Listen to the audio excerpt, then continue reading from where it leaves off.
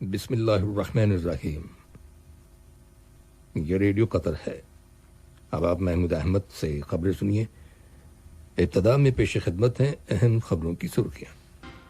صاحب اسم امیر نے انٹرنیشنل اولمپک کمیٹی IOC کے 136ویں اجلاس میں شرکت کی ہے۔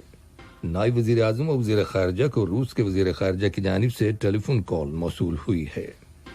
وزارت صحت نے کہا ہے کہ ملک کے اندر کرونا وائرس کے مزید 429 مریض صحتیاب ہو گئے ہیں اور یوں شفا پانے والے افراد کی تعداد اب 1,02,597 ہو گئی ہے، اور صحت کے عالمی ادارے WHO نے عالمی سطح پر کرونا وائرس کے کیسز میں ریکارڈ اضافہ ہونے کا اعلان کیا ہے۔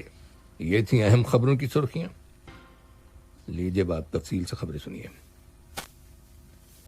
صاحب اسم امیر شیخ تمیم بن حمد آل ثانی نے، جو انٹرنیشنل اولمپک کمیٹی IOC کے ممبر بھی ہیں، IOC کے 136ویں اجلاس میں شرکت کی ہے، جو ویڈیو کانفرنس کے ذریعے منعقد ہوا۔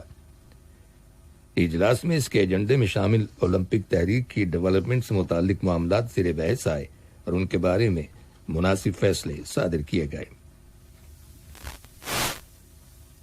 نائب وزیر اعظم و وزیر خارجہ شیخ محمد بن عبد الرحمن آل ثانی کو روس کے وزیر خارجہ سرگئی لوواروف کی جانب سے ٹیلی فون کال موصول ہوئی ہے، جس کے دوران دو طرفہ تعلقات، اس خطے کی تازہ ترین صورتحال اور باہمی دلچسپی کے امور کے بارے میں تبادلہ خیال کیا گیا۔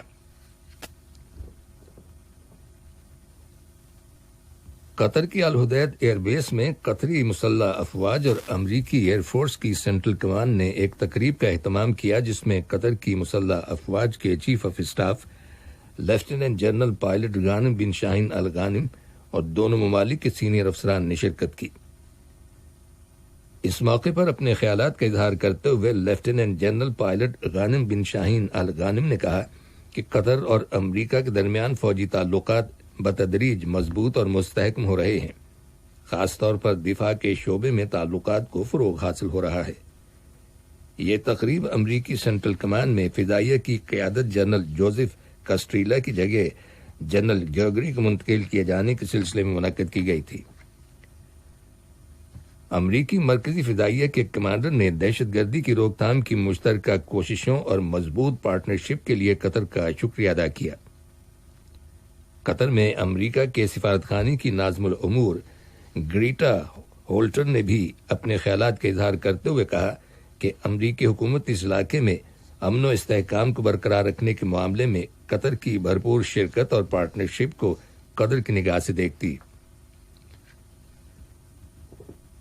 جنیوا میں اقوام متحدہ کے آفس میں قطر کے مستقل مندوب سفیر علی خلفان المنصوری نے مقبوضہ فلسطینی علاقے میں انسانی حقوق کے معاملے میں ہونے والے مذاکرات میں کہا ہے کہ مسئلہ فلسطین کے بارے میں حکومت قطر کا موقف مضبوط ہے اور اس سلسلے میں کسی قسم کی تبدیلی یا سودے بازی ممکن نہیں ہے۔ انہوں نے کہا کہ فلسطینی سرزمین کا قبضہ ضرور ختم ہوگا۔ سن 1967 کی سرحدوں کے مطابق فلسطینی ریاست کا قیام ناگزیر ہے اور اس بات کی ضمانت بھی ملنی چاہیے کہ فلسطینی عوام کو ان کے مکمل حقوق حاصل ہو جائیں۔ قطر نے جمہوریہ کوسٹاریکا کو کرونا وائرس کی روک تھام کے سلسلے میں کی جانے والی کوششوں کو کارگر بنانے کے لیے طبی امداد روانہ کی ہے، جس میں 7 وینٹیلیٹرز اور 4 ہارٹ ریٹ ڈیوائسز یعنی دل کی کارکردگی بتانے والے آلات شامل ہیں، جن کی کل مالیت $2.5 ملین ہے۔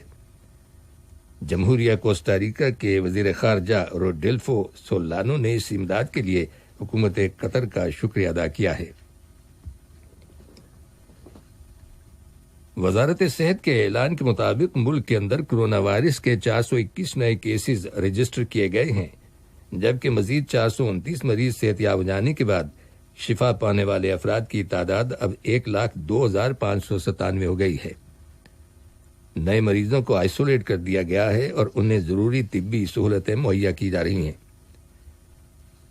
دریں اثنا وزارت صحت کے اعلیٰ حکام کے ساتھ چین کے صحت کے ماہرین پر مشتمل ایک ٹیم نے ملاقات کی ہے، جس کے دوران انہوں نے کرونا وائرس کے بحران سے نمٹنے کے لیے حکومت قطر کی حکمت عملی اور کارکردگی کو سراہا ہے۔ چینی ماہرین کا کہنا ہے کہ قطر میں کرونا وائرس کے مریضوں کا شروع ہی میں پتہ چلا لینے اور وائرس پر فوری طور پر قابو پانے کے لیے حکومت قطر کی کوششوں کے دور رس نتائج برآمد ہوئے ہیں اور یہی وجہ ہے کہ قطر میں کورونا وائرس سے ہلاک ہونے والوں کی تعداد بہت کم ہے۔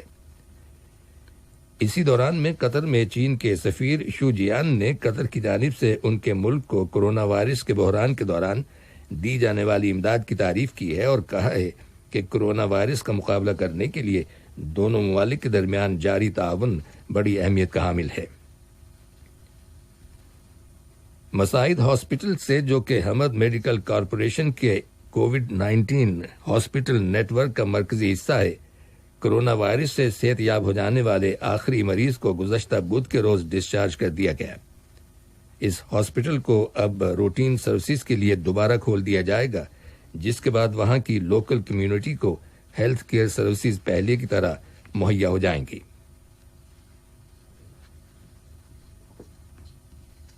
یہ خبریں ریڈیو قطر سے نشر کی جا رہی ہیں۔ صحت کے عالمی ادارے WHO نے عالمی سطح پر کورونا وائرس کے کیسز میں ریکارڈ اضافہ ہونے کا اعلان کیا ہے۔ روزانہ کی رپورٹ کے مطابق گزشتہ 24 گھنٹوں کے دوران مجموعی طور پر مریضوں کی تعداد میں 2,37,743 کا اضافہ ہوا۔ سب سے زیادہ اضافہ امریکہ، برازیل، بھارت اور جنوبی افریقہ میں ہوا ہے۔ اموات کی شرح قدر مستحکم ہوئی ہے اور رواں ماہ کے دوران روزانہ انتقال کرنے والے افراد کی تعداد 5,000 سے کم ہے۔ رائٹرز خبر رساں ایجنسی کی رپورٹ کے مطابق دنیا بھر میں کورونا وائرس سے متاثرہ افراد کی تعداد اب 1,38,00,000 سے زیادہ ہو گئی ہے، جبکہ اس مرض کی وجہ سے گزشتہ 7 ماہ کے دوران 5,90,000 لوگ انتقال کر گئے ہیں۔ سب سے زیادہ متاثر ہونے والا ملک امریکہ ہے، جہاں کورونا وائرس کے متاثرین کی تعداد تقریباً 35 لاکھ ہے، جبکہ وہاں 1,37,000 سے زیادہ لوگ انتقال کر گئے ہیں۔ پاکستان میں وائرس کے 2.5 لاکھ سے زیادہ کیسز کی تصدیق ہو چکی ہے، جبکہ 5,505 لوگ ہلاک اور 1,83,000 سے زیادہ صحت یاب ہو گئے ہیں۔ ادھر پڑوسی ملک بھارت میں کورونا وائرس کے مریضوں کی تعداد 10 لاکھ سے اوپر ہو چکی ہے۔ لیبیا کی اسٹیٹ سپریم کونسل کے نگران خالد المشری نے مصر کے صدر عبد الفتاح السیسی کی ان دھمکیوں کی شدید مذمت کی ہے کہ ان کی حکومت لیبیا کے اندر فوجی مداخلت کر سکتی۔ ادھر لیبیا کے ہمسایہ ملک سوڈان کی حکومت نے 160 لوگوں پر مشتمل ایک گروپ کو روک لیا ہے۔ یہ لوگ کرائے کے فوجیوں کی حیثیت سے لڑائی کے لیے لیبیا میں داخل ہونے کی کوشش کر رہے تھے۔ گروپ میں کئی غیر ملکی باشندے بھی شامل ہیں۔ دریں اثنا ترکی کے صدر رجب طیب اردوان نے مصر اور متحدہ عرب امارات کی حکومتوں کی جانب سے مشرقی لیبیا میں موجود فورسز کو سپورٹ کرنے کی شدید مذمت کی ہے۔ اس سے پہلے مصر کے صدر نے لیبیا کے قبائل کے ساتھ ملاقات کی تھی، جنہوں نے لیبیا کی خانہ جنگی میں مصر کی فوج کی مداخلت کے لیے ان سے کہا تھا۔ اسرائیل کے وزیر اعظم بنیامین نتن یاہو کے حکومت میں شریک پارٹنر نے کہا ہے کہ حکومت کو مقبوضہ مغربی کنارے کے علاقے کو اسرائیل میں ضم کرنے کے اپنے منصوبے کو ملتوی کر دینا چاہیے اور مقبوضہ علاقے میں یہودی آباد کاروں اور فلسطینیوں کی حالت کو بہتر بنانے کی طرف توجہ دینی چاہیے۔ دریں اثنا اسرائیلی فوج کی جانب سے نابلس شہر میں فلسطینیوں پر فائرنگ کیے جانے کی اطلاع ملی ہے۔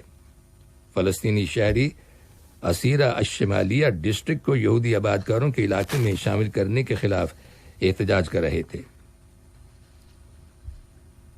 روس کے صدر ولادیمیر پوٹن نے فوری فوجی مشقیں شروع کرنے کی ہدایات جاری کی ہیں۔ ان مشقوں میں 1,50,000 فوجی اور سینکڑوں کی تعداد میں طیارے اور بحری جہاز حصہ لیں گے۔ وزارت دفاع کا کہنا ہے کہ ان مشقوں کا مقصد روس کے جنوب مغربی علاقے کی سیکیورٹی کو یقینی بنانا ہے۔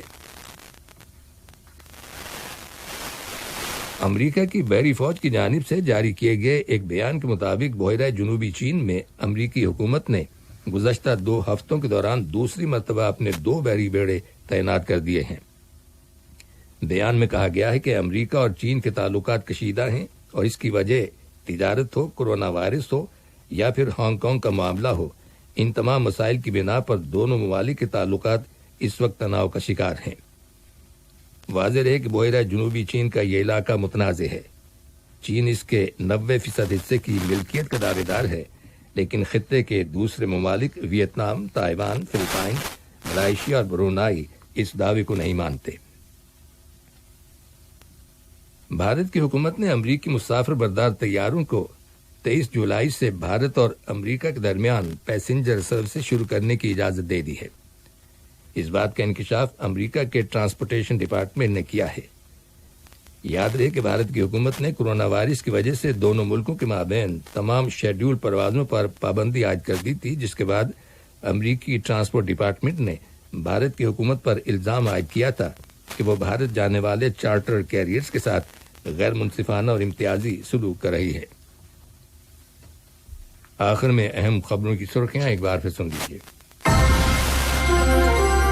صاحب اسم امیر نے انٹرنیشنل اولمپک کمیٹی IOC کے 136ویں اجلاس میں شرکت کی ہے کہ وزیر خارجہ کی جانب سے ٹیلی فون کال موصول ہوئی ہے۔